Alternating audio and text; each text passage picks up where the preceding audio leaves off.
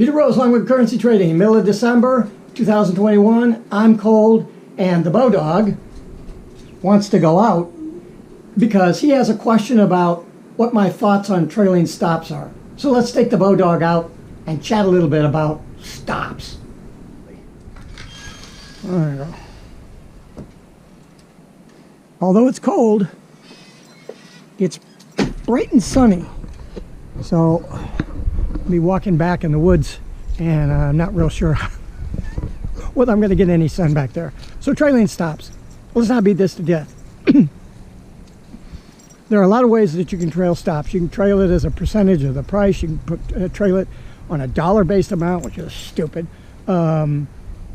based on the top of the previous candle, the bottom of the previous candle, count 3 candles back, you know, a percentage of the ATR, a couple of ATRs. You know, it's all over the place. So there's no set rule. I think the process of trailing a stop, and I'm talking about a limit order stop, is going to be totally up to the personality of the individual that's putting the stop there and what their purpose is. Trailing a stop is going to be based on your trading plan, your overall trading plan. And the overall trading plan dictates whether you're doing day trading or whether you're doing long-term position trading. It's one or the other. You have that short intermediate level of a swing trade, but Jesus, what are you you can't swing trade off a 15-minute chart. You got to swing off a 4-hour, and you could go a couple of days with that, but you know, it's going to turn around on you if you're doing 4 hours, you know, fairly quickly. You know, you go up on the daily chart and you find a good swing pattern there. You're going to swing for maybe weeks. Could be weeks. Some of the major pairs that have ATRs are like 100 pips. You go several weeks, you could get 500, 600, 700 pips on a swing. You could do 500, 600, 700 pips in a couple of days. You know, I've seen that happen before. So let's just make it easy and say that you're either day trading or you're trading positions, carrying multiple days in your trade. The approach to the two is different, considerably but different. As a short-term day trader, I'm not going to have any stops. I'm not going to have any trailing stops because I don't want to encumber my thought process with, if it goes to here, I'm going to get out. Because on a day trade, down on the 5-minute chart, with decision processes 12 times an hour, you don't want to lock yourself in to a position that, you know, may run for a couple hours. You know, how many 5-minute bars in a couple of hours are you gonna have? Well, 24, right? So that's a lot of bars. And within those are going to be retracements and all kinds of other stuff. But on a 5-minute chart with an ATR of 5 or even 7, you know, 15-minute chart, you're 7 and 10 pip ATR on some of the majors. Where's my dog? My Bo, come on. There he is. Here he comes, you can hear him. That's the bow dog. Bo wants to go up and beat a trail through the woods here, so let's go up here, see if I do this. So anyway, that's the view from a short-term trader. I'm going to come back to that and talk about stop theory on the day trading plan. But if you look at the longer-term trading, because you're dealing with trades that are going to be carry trades overnight, over day, over week, you can't just walk away from it because you could find yourself 300 or 400 pips out in a heartbeat.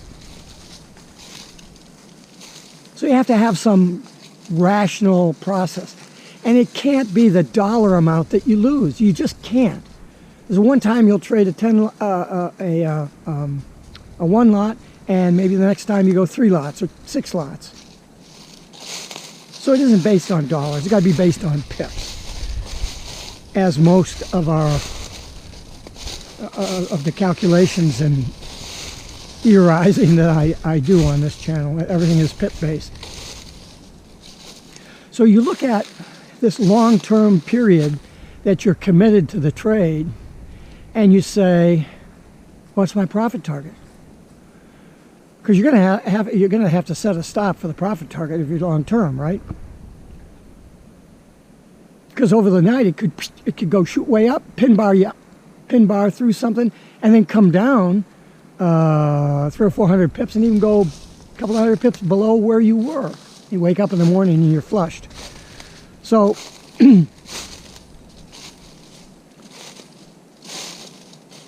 what's that profit target?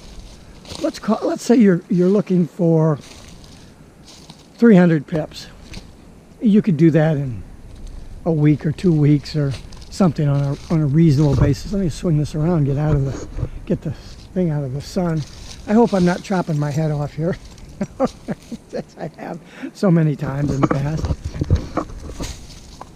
I got a 300 pip profit target, and I'm running 50 pips in the good. What should I do? Well, if you're running for a 300 pip profit target, you have to look at the currency pair that you're trading and say, on average, what does a retracement in price look like? And I'm talking about a minor retracement. You know, on a 5-minute chart where we're looking at, or a 15-minute chart where we're looking at those small retracements, those retracements tend to be, a good hit will be 10 or 15 pips. So you're looking up there, and I don't know what you're going to be for, you know, a 300 pip profit target. I don't know what your ATR is going to be, 100 pips a day or something like that. And you're 50 in. So can you set a specific pip amount below the current price? You know, you trail at 10 pips. Well, you know, your retracement on a daily chart could be 50, 60, 70 pips. How much breathing room do you want to let that price have in order for it to get to the profit target? Again, this is one of the conundrums that I see if you're doing long-term trading, particularly if you're inexperienced, because all these decisions that you have to make. When I trade short-term, there's no decisions I have to make, but one. I'm either going in or I'm coming out. That's it. I don't worry about all this other crap. But, you know, the long-term traders will argue with me, and that's fine. I don't argue with anybody. Do whatever you want to do. This is for entertainment purposes only, to watch me swing in a breeze or be a success. It really doesn't make any difference. It's your decision as to what you want to do.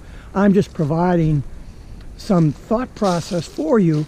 If you're going to be a long-term trader, you have these stop loss, running, trailing stop loss thoughts, that issues that you need to concern yourself with. You need to really understand what you're doing, so you don't short sheet yourself on your takeout point, and you don't expose yourself to too much loss if you put one long or put a stop far away from the current price. You have to be really good at judging that average retracement of the pair that you're trading, so that if you go to sleep and wake up in the morning, the thing hasn't gone bananas on you.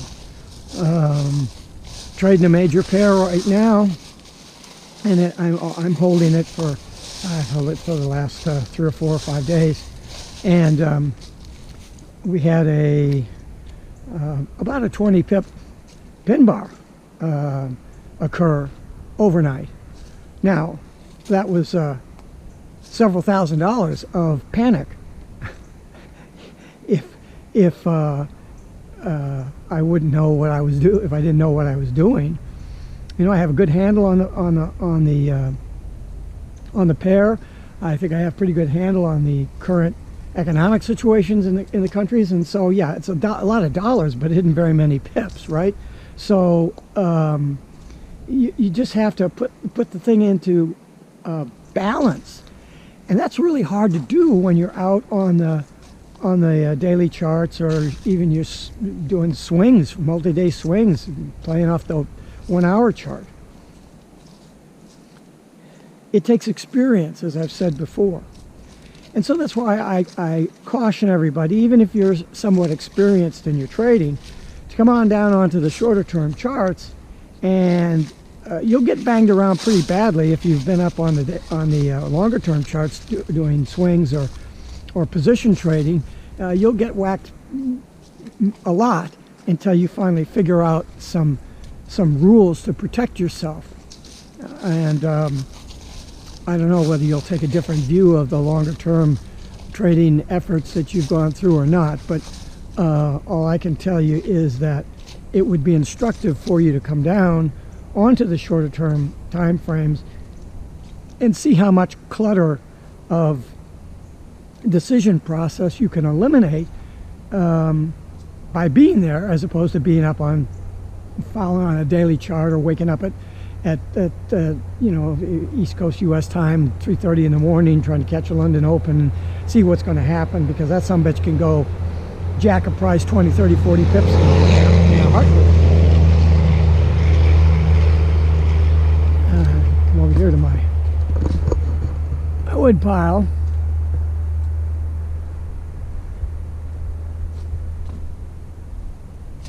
I mean, this is the way it is. We're ready for winter here. And as you can see, we've been using quite a bit of wood. We're probably about half a cord down, maybe a little more. I think there's 2.5 there. We're mid-December. We're another 2 months or so. So we'll see how that goes. It's like a stop, trailing stop. I've got plenty of wood because I've got next year's supply over there, and there's probably 3 cords over there. But there was 2.5, 3 cords here, and that should take me through the winter. But if it doesn't, if this goes out, I've got that back over there. So I'm protected. How do you protect yourself? You're not protecting yourself. You protect yourself on entry stuff. You don't necessarily protect yourself on you know, a trade that's running and it's in profit. You're simply trying to protect some profit that you may have, and again, your view of that is going to be different depending on whether you're a day trader or whether you're on the longer time frames. And I said I'd get back to the day trading stuff because that's what I am, a day trader, and try to talk a little bit about that as to how that works. And it works simply. I mean, that's the whole premise that I've tried to build my own trading plan around, is to try to keep the thing simple, because every complication that you add to your trading is a decision process, and sometimes those decisions, if you do them incorrectly or you look at them incorrectly, are not binary decisions. It's not door A or door B. It could be A, B, C, D. And if you have 3 decisions to make, you really have 15 different permutations you can put those decisions into. And so it really becomes complex. It's a mess. In a day trade situation, I don't put limit orders. Sometimes I don't even put a profit target limit. Sometimes I don't even put the stop in, and the entry stop, and that sometimes, many times, turns around to bite me, because I've got a pretty good win-to-loss ratio, and so I get feeling big about myself, and I don't put that in. I'm more concerned with when the price action goes into profit, what's the characteristic that means I should get out? I'm not trailing a stop. I'm watching what's going on, and any sign of weakness, boom, I'll just take what I can get and get out. If I was wrong and the thing continues on, and I have plenty of room to go before to where my profit target was, maybe I'll get back in. If I'm short to the distance of my profit target, I'll shut the trading platform down and go get a cup of coffee. 3 pips. If you could get 3 pips every time you stood up to the plate, look, if you did 3 pips 3 times a week for 40 weeks, I think I just worked on that. I think it's 360 pips. So, I mean, if you're trading a single lot, that's $3,600. If you're trading 10 fulls, it's $36,000. That's at 3 pips. I don't know what to tell you. And that's just taking 3 pips. But everybody seems to want to get 20 pips. If you guys are out on the long-term trade, you're looking for 300.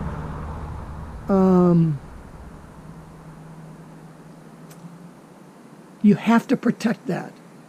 I don't have to protect it when I'm on a 15-minute chart or a 5-minute chart, because I'm right there. If I don't like the way things are looking, boom, I'm gone.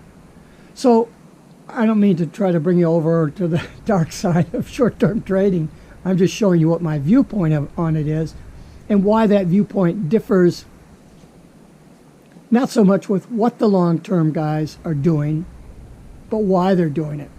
And if you're good at what you do, you're good. You're going to make money. That's fine. My concern in this channel is we're not all superstars that are going to light the world on fire and pick up 15, 20 pips a day. Okay? I mean, there's a lot of guys out there that say, well, 10 pips a day is great.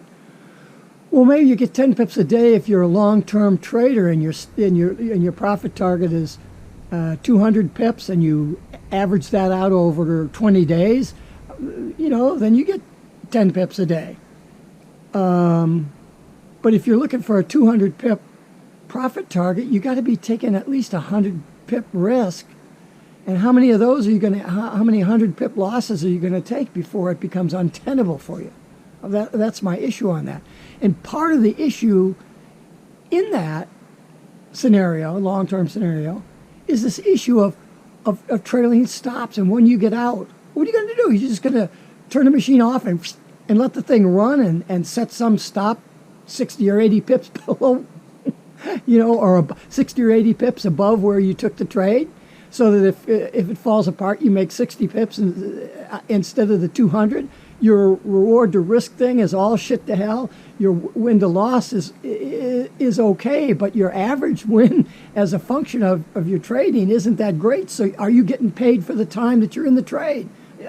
I don't think that you are. I've done the math too many times on that and talked to too many people. And though they're making money and everything is fine, that's great. Is it as efficient as it should be? Maybe not. As a software engineer, I look at things in terms of efficiency. Not just does it work, but is it efficient? Is it extensible? Is it easily maintainable? Those are factors that I bring to bear on my currency trading as well. Peter Rose, Longwood Currency Trading. Have a great day and have a great trading day.